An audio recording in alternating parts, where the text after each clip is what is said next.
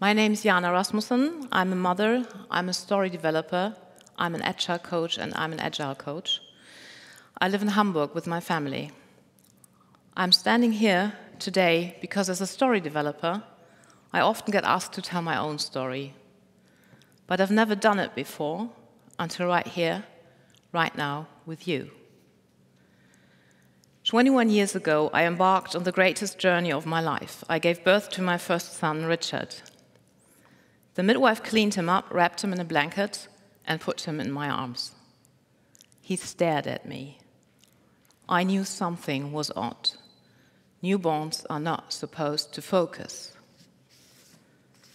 Later, when Richard was 18 months old and having a regular checkup, the pediatrician tried to make him say something. Richard was stubborn and didn't want to say anything. The pediatrician said, "Look outside, Richard. There's a construction site with a digger." My son looked out of the window and answered deadpan, "This is not a digger, this is a loader." Again, I did not make anything of it at that time. You can only connect the dots in hindsight. Richard loved stories. I read a lot of books to him, and very soon he learned his favorite stories by heart and read them to himself aloud, alone in his room. When Richard's brother arrived, Richard explained everything to him, trying to make him understand our world. He talked constantly. The trouble began a couple of months after Richard started kindergarten. When he was about 4, the kindergarten teachers complained that he refused to participate in group activities that were boring to him. He only played with the older kids. They asked me to consult a psychologist to check if my son was on the spectrum. The psychologist was a friendly woman who tested him on ADHD and autism with negative results. She said my son was a very bright and talented boy, and I should send him to a school for gifted children. I did not listen to her, or rather, I did not want to hear what she was trying to tell me. I never thought of my son as a gifted child. I thought the other kids were just a bit slow. I should have known better. I should have remembered me being his age, constantly bored in the classroom and not understanding the other kids. I did not want to hear it. I wanted my son to be normal. That was a mistake. But again, you can only connect the dots in hindsight. Richard started school at the age of 7. We chose a normal public school in our neighborhood. That did not go well. After 6 weeks, I was asked to meet with Richard's teacher and the school counselor. He behaved badly, talked without being asked, and argued a lot, especially with the teacher. He could not understand why everything was so slow, why he had to do the same boring assignments over and over again, having understood the problems himself after just minutes. When at home, everything went smoothly, as long as Richard had enough to keep his brain busy. He started reading at 7, and his first book was Harry Potter. He read incredibly fast. One book lasted for 2 to 3 days. At school, the situation escalated quickly.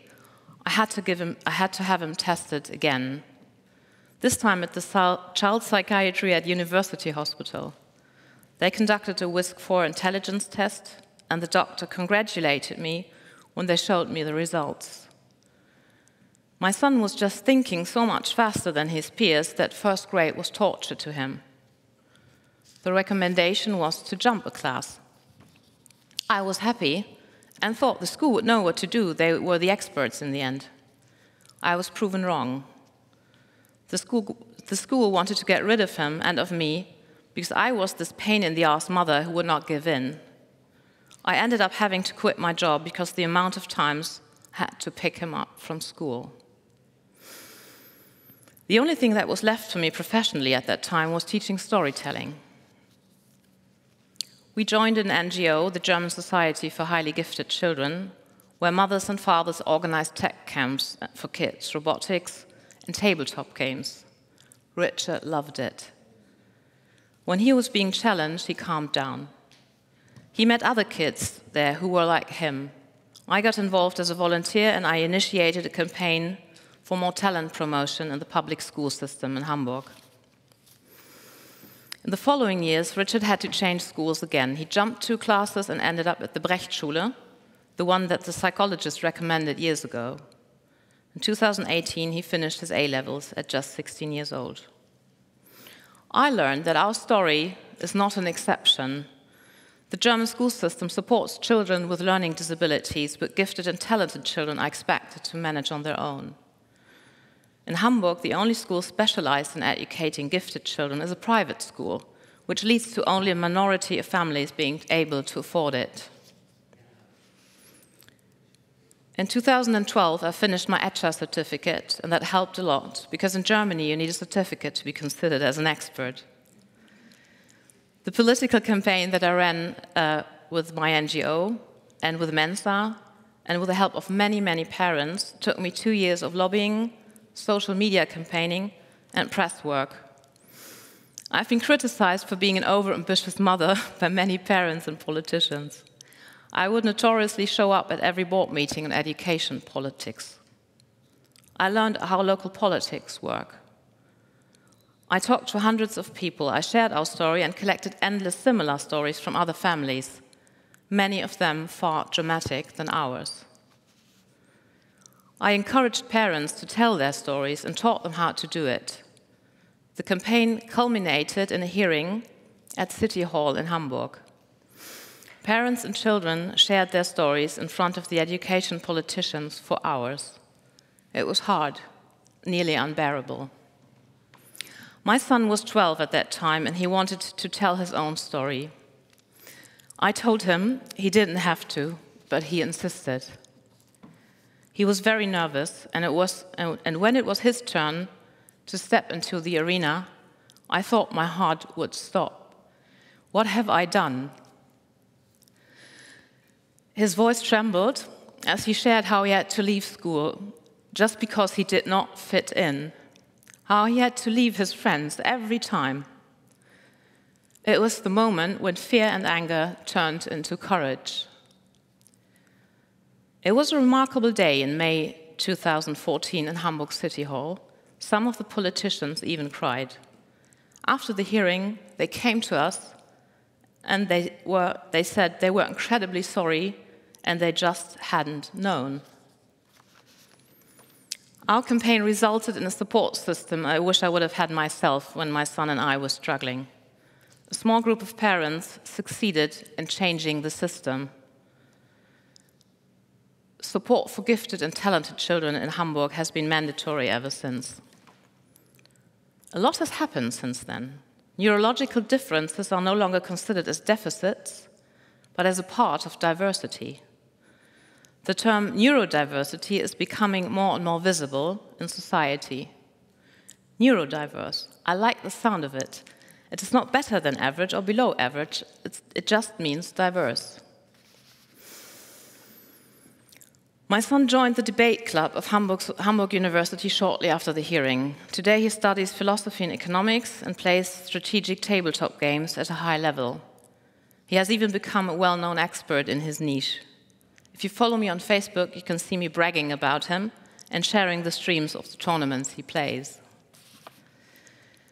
I started a new career as a story developer, a coach, and later a consultant for business transformation. In the campaign, I could put into practice what until then had only been a theoretical concept. Small number of parents won against the school system by telling stories. It was the proof of concept, so to say. Let's take a quick look at how stories work the brain. In professional life, we mostly rely on facts and figures. Nothing's wrong with that. But when it comes to change perspective and convincing others, strategic storytelling is the weapon of choice. By sharing a well-developed story, you connect directly with the audience's unconscious. Science shows that storytelling is the most effective way to change perspectives and shatter bias and opinions.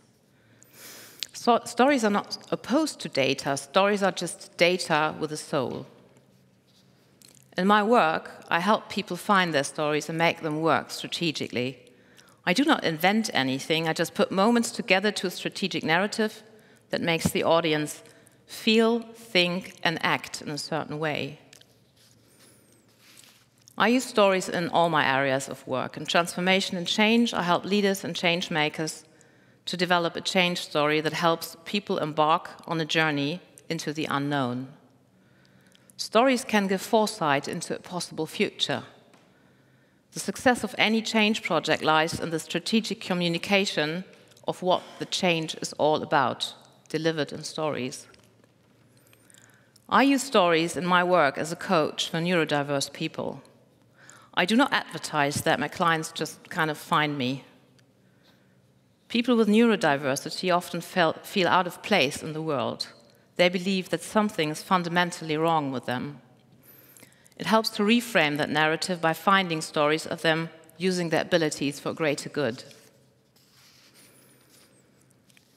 Stories help to look at a certain memory through a different pair of glasses. Developing and retelling a story around a traumatic event from the past can help reframe the memory.